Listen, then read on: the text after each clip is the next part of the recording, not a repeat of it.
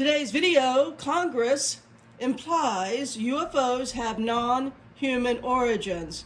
Now this article that I'm going to read to you is by Merrick von Rennenkamp. It was posted on 8/22 of 22, and it is found on thehill.com. And that is the title of the article. Congress implies UFOs have non-human origins. And today I'm reading this to you and making this video. It is September 23rd, 2022. The article starts. In Congress, where legislation is drafted, debated, and enacted, clear and concise definitions are of paramount importance.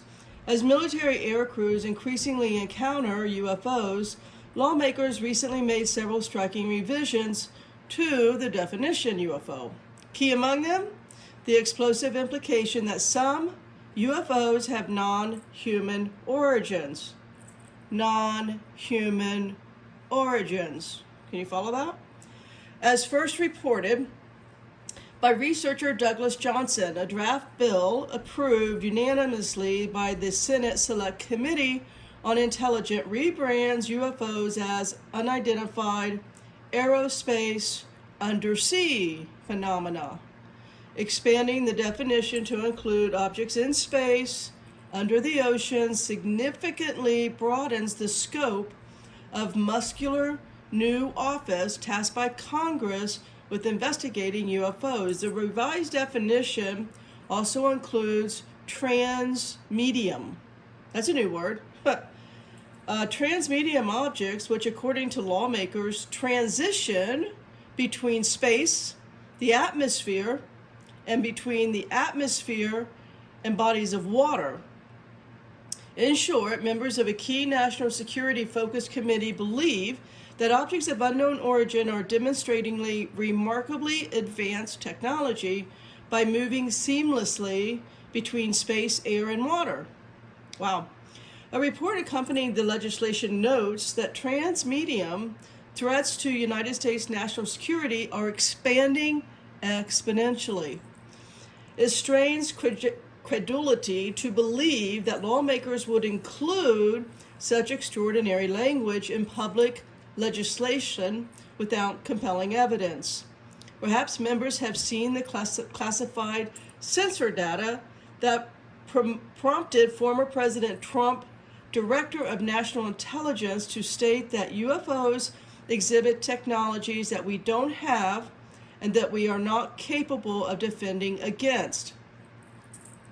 Most strikingly, Congress's new definition UFO excludes man-made objects. Over the last 7 decades, most UFO sightings involved man-made objects such as misidentified aircraft, balloons, satellites, or drones. Yet now, according to Congress, man-made objects should not be considered under the definition as unidentified aerospace undersea phenomenon. Moreover, in a congressional directive, objects identified by the new UFO office as man-made will be passed to appropriate Department of Defense and Intelligence Community offices for further analysis. Congress, in short, is forcing the government to focus on objects that are not man-made. Really? Imagine that the new UFO office identifies a highly advanced drone flying in a sensitive airspace under the draft legislation regardless of the drone's origin, be it Chinese, Russian, or otherwise. The UFO office must immediately stop investigating and hand the case over to another government entity. This implies that members of the Senate Intelligence Committee believe that some UFOs have non-human origins. After all, why would Congress establish a powerful new office with investigating non-man-made UFOs if such objects did not exist? Make no mistake, one branch of the American government implying that UFOs have a non-human origin is an explosive development.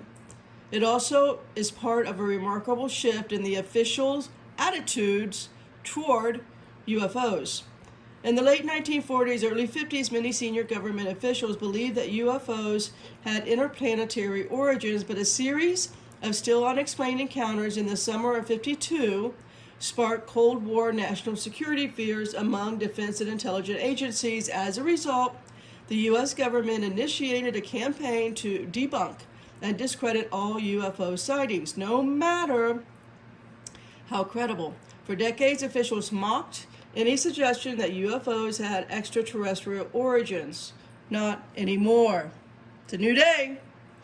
In discussions and interviews, NASA Administrator Bill Nelson suggested that UFOs encountered by military air crews in recent years have otherworldly origins.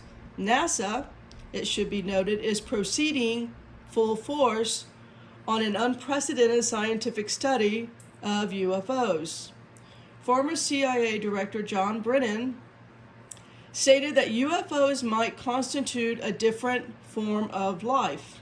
According to James Woolsey, a fellow ex-CIA director, something is going on that is surprising to experienced pilots.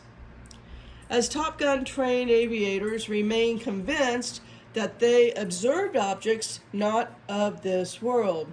Director of National Intelligence Avril Haines, America's top spy, has not ruled out extraterrestrial origins for UFOs. Moreover, former President Clinton refers reflexively to the high likelihood of otherworldly life in the universe when asked about UFOs. For his part, former President Obama speculated openly about contact with extraterrestrial life when asked about recent military UFO encounters. After the customary giggles and smirks that still accompany any mention of UFO died down, both Clinton and Obama adopted a serious, matter-of-fact demeanor when discussing the topic. Clinton, in particular, scolded a television audience for laughing when a host asked him about the UFOs. Of note, former presidents continue receiving the government's most sensitive intelligence briefings. So, unsurprisingly, this remarkable shift in attitudes towards UFOs is fostering a broader, richer discussion of the phenomenon.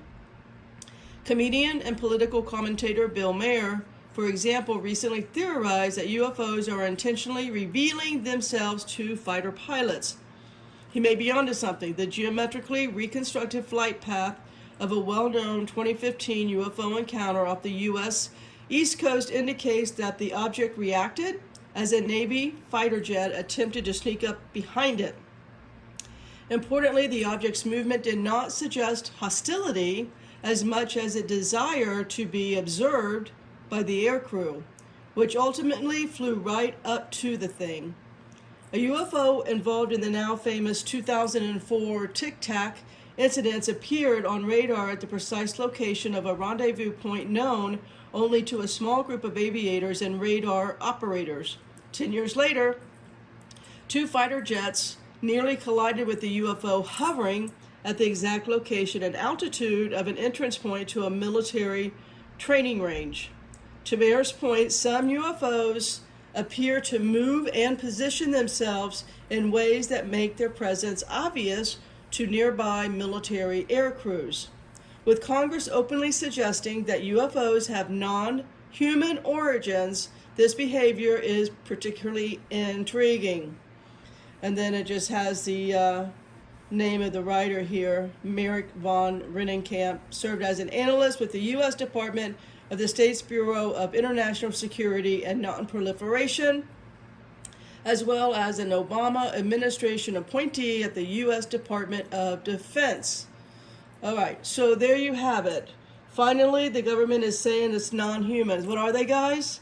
They're fallen angels. So I'm going to do a two-part video. This is part one of Congress implies UFOs have non-human origins. Part two will be what that means. Who are these non-humans? They're fallen angels. And let me go through the Bible and show you that these guys are walking freely amongst us. Stay tuned for part two.